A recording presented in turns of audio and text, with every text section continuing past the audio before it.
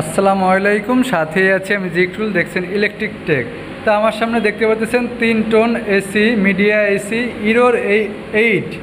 Error 8 আসলে কিভাবে remove করবেন আজকের ভিডিওতে দেখিয়ে দেব। ভিডিও না টেনে সম্পূর্ণ দেখুন। দেখতেই পাচ্ছেন E8 মানে ইরোর 8, ঠিক আছে। ইরোর 8 আসলে আপনার কম্প্রেসার চলবে না, আউটডোর চলবে না, জাস্ট ইনডোরের যে কুলিং ফ্যান আছে সেই ফ্যানটা চলবে, এছাড়া আর ঠান্ডা বাতাস অনুভব করতে পারবেন না, ঠিক আছে। তা চলুন এই যে আউটডোরে চলে যাই।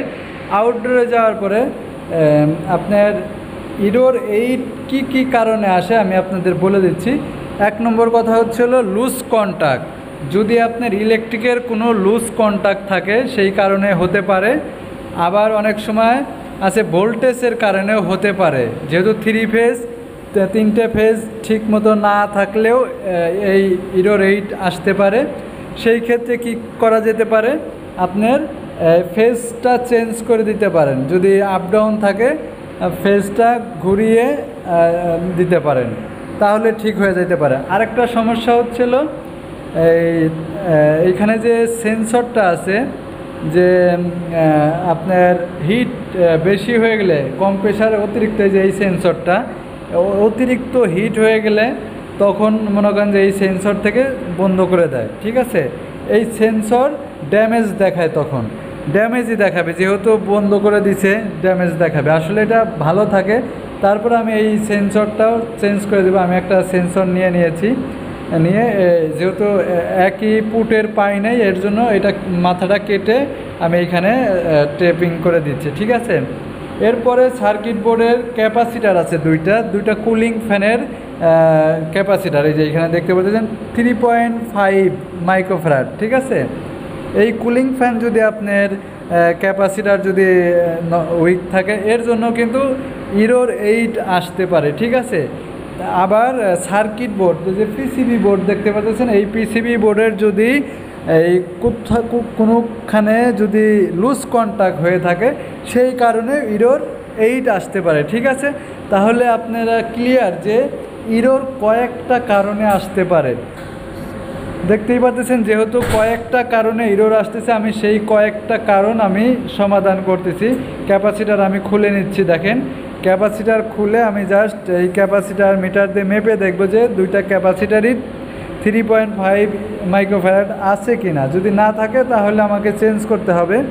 দেখেন আমি এটা মেপে দেখতেছি 2.2, তার মানে 3.5 জায়গায় 2.2, মানে একেরও নিচে, মানে কম আছে, কারণ এই ক্যাপাসিটারটা নষ্ট, ঠিক আছে। পুরাপুরি নষ্ট হয় না, কিন্তু এর মানটা কমে আসছে, এটা বাদ দিয়ে দিতে হবে, আরেকটা ক্যাপাসিটার লাগাইতে হবে, ঠিক আছে। এরপর থার্মো কেবলটা লাগিয়ে দিলাম, ঠিক আছে।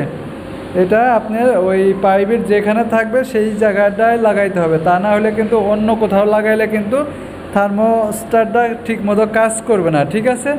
এই দিকটা লক্ষ্য রাখবেন। এই সেন্সরটা যদি আপনি কোম্পানি যে জায়গা দিচ্ছে সেই জায়গা না লাগিয়ে অন্যখানে লাগান, তাহলে কোনো লাভই হবে না, ঠিক আছে। ক্ষতি ছাড়া লাভ হবে না। তাহলে আমি ক্যাপাসিটার একটা নষ্ট ছিল, ক্যাপাসিটার চেঞ্জ করে দিয়েছি। এরপরে থার্মোকেবলটা চেঞ্জ করে দিলাম, ঠিক আছে। মানে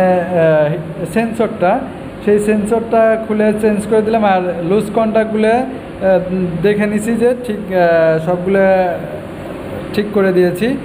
আর আমার ইলেকট্রিকের মেন লাইনের ব্রেকারটা আমার প্রবলেম ছিল, ব্রেকারটা আমি চেঞ্জ করে দিয়েছি।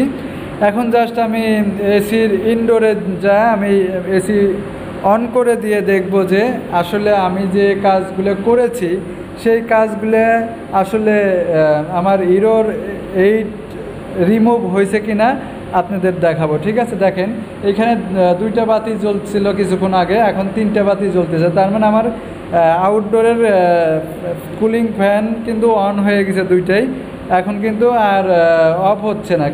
আমার আগে অন হয়েই অফ হয়ে যাইতো, ঠিক আছে, এখন কিন্তু অফ হচ্ছে না।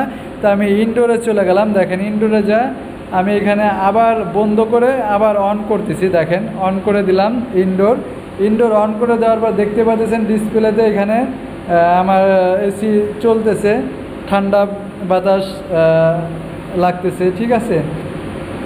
তা আশা করি আপনারা বুঝতে পারছেন। এরপরও যদি বোঝার কোনো ভুল থাকে তাহলে আমার কমেন্ট বক্সে জানিয়ে দেবেন, আমি চেষ্টা করবো আরও ভালোভাবে বুঝিয়ে দেওয়ার জন্য। জাস্ট 16% দিয়ে আমি চালাচ্ছি, যেহেতু রুমের টেম্পারেচার অনেক গরম ছিল এই জন্য আমি 16 দিয়ে চালাচ্ছি।